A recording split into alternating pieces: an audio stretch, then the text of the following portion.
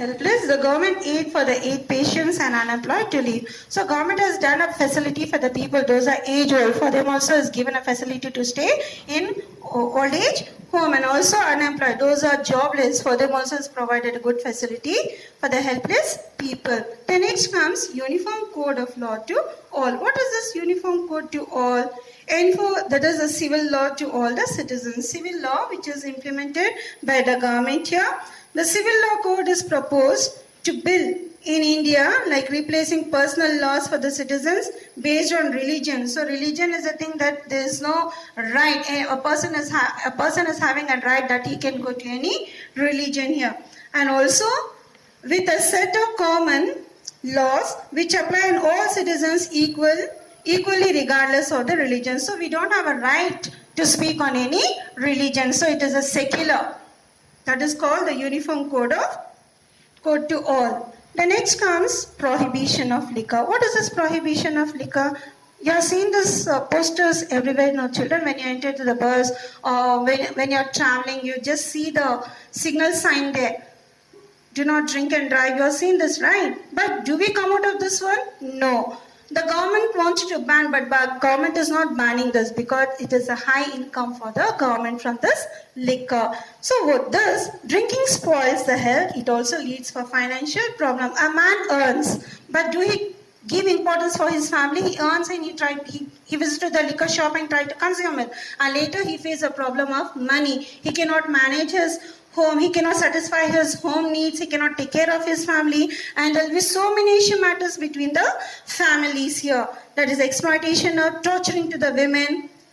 And therefore the constitution has directed that all the state government to enforce the prohibition of liquor, to ban this liquor. It is given by the government here. Then next comes agriculture and association of animal husbandry. So which is the main occupation of the man?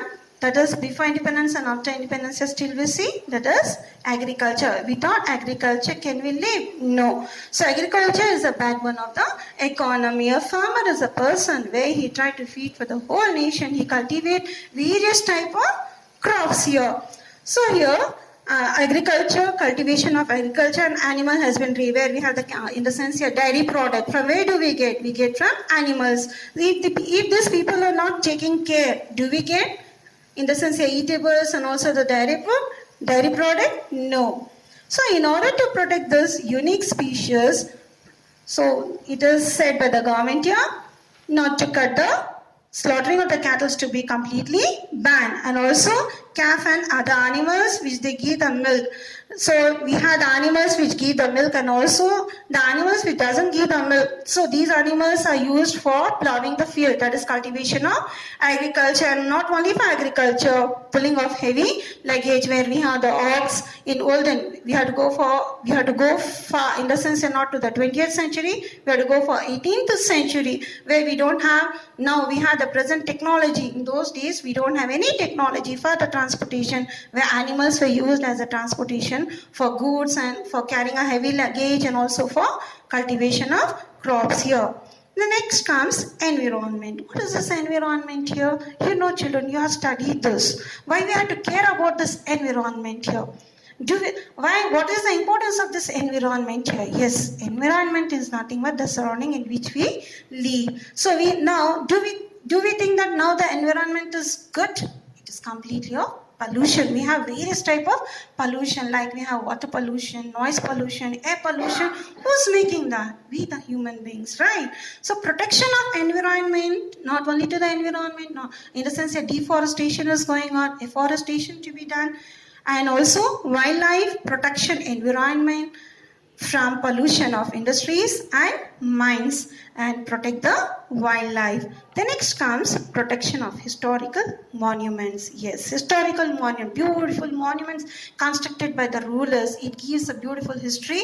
Why did they build up? What are the things they used? How many years it took? So can we build up now? No, we visit so many beautiful monuments here. Like in Karnataka, we have Golgumba, Hampi. These are, and also to the Delhi, where we visit to the historical monuments. It gives a legendary history, the life history of the past people here.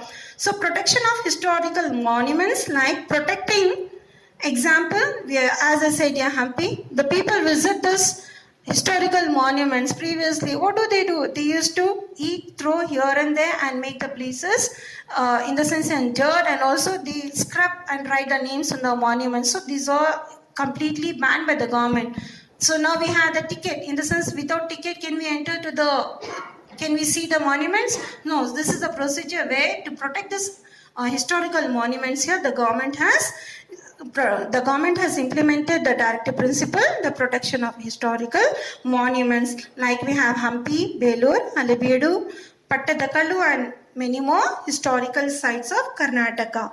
Then next comes international peace and security. What is this international peace and security? Participation of the country in safeguarding, yes, in emergency, in the sense, in which moment what it happens we won't be knowing. Like, for example, in 1992 we had a Kargil war. I hope you heard about this one, right? So here, safeguarding the border of the nation here, bringing them an international peace and security, not to have a wars among the nations here, to have a good understanding and good peace and security.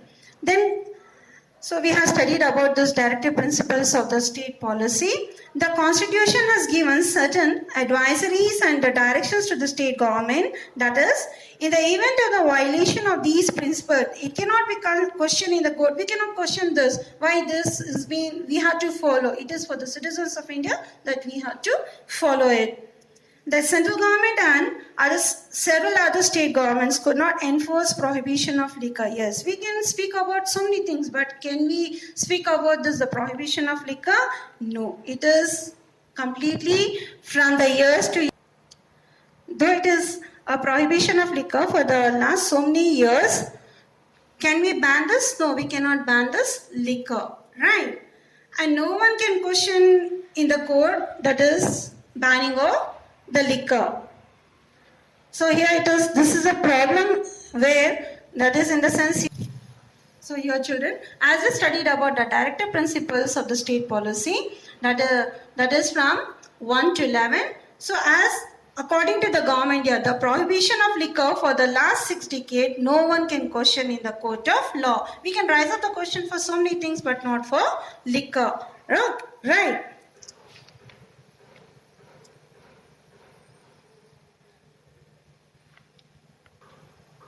So here, the aim to achieve social welfare, while fundamental rights relate to an individual, the directive principles of state policy relate to a whole community. The central and the state government are making attempts to implement all the principles.